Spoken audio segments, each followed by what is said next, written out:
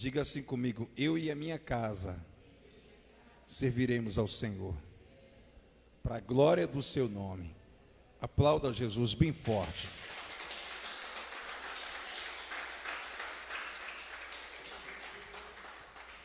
Nós cuidamos também da família quando nós colocamos ela no seu lugar, na escala de prioridades. E quando a gente fala de escala de prioridades, às vezes as prioridades da nossa vida estão todas trocadas. E eu lhe pergunto, qual é a sua primeira prioridade em uma escala de prioridade que você tem? O que é prioridade para você? O que vem primeiro para você? Então eu entendo, segundo o contexto das Escrituras Sagradas, e um dos primeiros mandamentos fala sobre isso, amar a Deus sobre todas as... Então, a minha primeira prioridade é Deus. Eu preciso manter o meu relacionamento com Deus. Eu preciso manter a minha comunhão com Deus. Quando eu passo a amar a Deus de uma forma tão profunda, eu começo a amar a mim mesmo. E quando eu começo a me amar, eu começo a ter condições de amar ao próximo.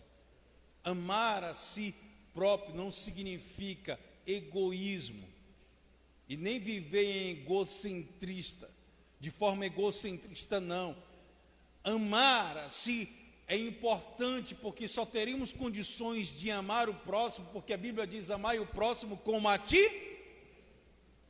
Por isso que às vezes você não consegue amar as pessoas difíceis de ser amado, porque você não se ama. Quando você se ama, você consegue amar outras pessoas difíceis de ser amado. E você só passa a se amar a partir do momento que você entende o que é o amor de Deus. Entende não, que você nunca vai entender o que é o amor de Deus.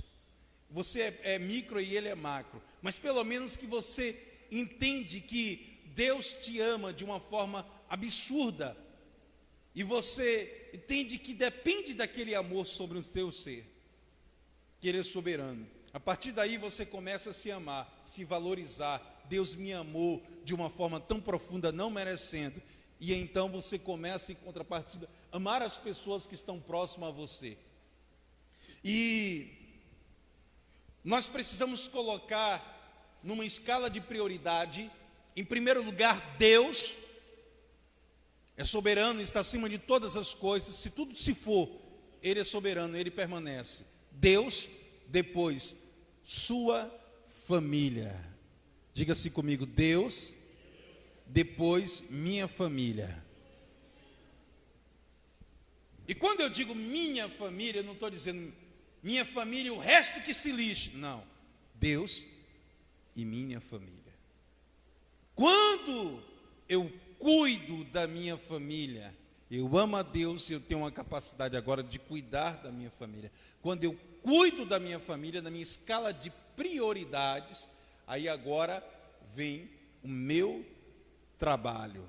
Aí depois do meu trabalho, aí vem agora ministério.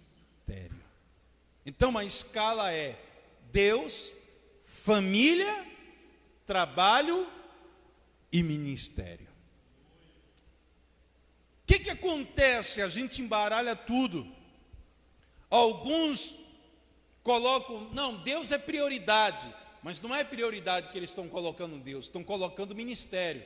Não, fazer a obra de Deus, fazer a obra de Deus, fazer a obra de Deus. Às vezes está acima de Deus o fazer a obra de Deus. Por quê? Amam mais sair por aí dizendo estou fazendo a obra de Deus do que passar um tempo orando e falando com Deus. E aí você imagina o que é que essas pessoas estão falando a respeito de Deus por aí. Porque se eu saio por aí falando muito de Deus e não tenho um tempo para falar com Deus, então eu estou falando besteira por aí. Outros acabam, na verdade, venerando um membro da família, um esposo, uma esposa, um filho, de uma forma tão profunda que Deus fica em segundo ou terceiro plano. Ele não consegue, ou ela não consegue amar a Deus em primeiro. Eu amo um filho, ou um esposo, ou a esposa. É o meu porto seguro, é o meu tudo, essa pessoa é o meu tudo. Sem essa pessoa eu morro. Bom, morrer vai um dia, mas você está trocando as prioridades, vai sofrer muito com isso, porque no dia que se for, vai se desesperar e talvez vai até querer se jogar em cima do caixão. Então eu preciso amar a Deus. Depois que eu amo a Deus, eu sei agora cuidar da minha família, eu amo a minha família, com todas as imperfeições que a minha família possa ter, eu passo a amar a minha família e a cuidar da minha família. Colocar numa escala de prioridades. E quando eu cuido da minha família, agora o meu trabalho, ele produz e desenvolve muito bem. Amém? Amém? Quando você cuida da sua família, o seu trabalho produz e desenvolve muito bem. Quantas pessoas passaram um dia atribulado porque brigou com o esposo ou com esposa, porque brigou com filhos, ficou chateado e não conseguiu nem trabalhar direito? Por quê? Porque família está na segunda parte da escala de prioridade da nossa vida. Primeiro Deus, depois família. Se você não cuida da família, você vai trabalhar e trabalhar mal. Vai se sentir mal e não vai produzir muito bem. E quando eu cuido da minha casa, eu vou para o trabalho, eu consigo produzir muito mais do que eu produzia, e aí então eu tenho um desejo de voltar para casa, para minha família, e eu penso assim, se o dia foi tão glorioso, eu vou para a igreja, denominação, prédio da igreja, para lá adorar a Deus, agradecer a Ele pelo dia que eu tive. Foi um dia magnífico, porque eu coloquei tudo nos seus devidos lugares, dentro de uma escala de prioridade. Primeiro Deus, família, trabalho e ministério. Se eu coloco o ministério na frente da minha família, tanto sofre o ministério quanto sofre a família, porque a Bíblia diz, se não for apto para cuidar da casa, não terá condições de cuidar da casa de Deus. Se eu não for apto para cuidar das coisas de casa, organizado dentro de casa, ver as minhas prioridades, quais são as prioridades dentro de casa? As prioridades é essa. É isso aqui, assim, assim, assim. Vamos nos manter. Tempo de crise, meu Deus! Só quem está desesperado é quem fez muita besteira. Quem não fez, está confiante em Deus e Deus está suprindo nesse tempo aí de coronavírus, de crise. Então o que acontece? As minhas prioridades, Deus, família. E dentro da minha família eu tenho que ajustar os parâmetros. Isso eu faço, isso eu não faço, isso eu compro, isso eu não compro. Eu preciso determinar, senão eu serei escravo das circunstâncias, do sistema que me induz a isso, e eu vou sofrer sempre com essa situação. Eu preciso dentro de casa ver o que é prioridade e o que não é prioridade. Da mesma forma no meu trabalho e no ministério. Então, quando cuidamos da família e quando colocamos em seu lugar na escala de prioridades, a nossa vida torna-se mais leve e temos muito mais vontade de engrandecer a Deus e agradecê-lo por tudo que Ele tem feito. Quantos concordam comigo? Diga glória a Deus, diga aleluia, aleluia, louvado seja o nome do Senhor Jesus. Nós entendemos também que há uma responsabilidade muito grande, e além de cuidar da família, e cuidamos também quando nós respeitamos cada membro da família, na sua individualidade, na forma de pensar, muitas vezes na forma de agir. Você já notou que a gente tem sempre um desejo de querer transformar aquela pessoa, principalmente as pessoas mais perto, as pessoas que convivem com a gente tem um desejo de transformar aquela pessoa, e tem um desejo tão grande de transformar e de mudar a forma daquela pessoa pensar, que a gente acaba pecando com isso, E sabe quando é que a gente revela isso? Quando a gente quer mudar a pessoa que está perto de nós. Isso acontece muito dentro do relacionamento. E uma das formas que a gente usa é os defeitos da pessoa. Não, rapaz, está feio demais. Você está feio demais, rapaz. Você está feio demais. Pode até me chamar de barrigudo, mas de careca eu não estou ainda não.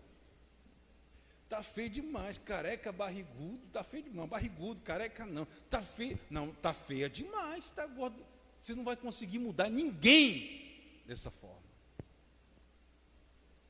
Agora, se você começa a elogiar pelas coisas corretas, ninguém pode elogiar o outro por coisas erradas, mas as coisas boas e as coisas corretas que fazem. Não, você conseguiu, ó, tá de parabéns, nota 10. A pessoa começa a se sentir importante e também valorizar as suas opiniões. Porque o indivíduo só valoriza as suas opiniões a partir do momento que tem uma opinião que enobrece a vida dele. Então começa a valorizar as suas opiniões. E aí então você começa a abrir uma porta para que essa pessoa possa mudar em algumas coisas que está fazendo de errado, que não está de acordo. E é nesse momento que a gente tem que ter cuidado para não forçar a mudança, porque a mudança tem que acontecer como algo natural na vida das pessoas. Um outro grande defeito que a gente tem é fazer certas comparações, e a gente faz isso muito com filhos. Ah, rapaz, você, aí, ó, como você é, fulano é ágil, tu é um bestão, ó como é que você fica. Ah, você tem que ser que nem Ciclano, que nem Beltrano. Você tem que valorizar a pessoa do jeito que ela é e motivar e dizer: você tem capacidade, você tem condições de alcançar o seu objetivo.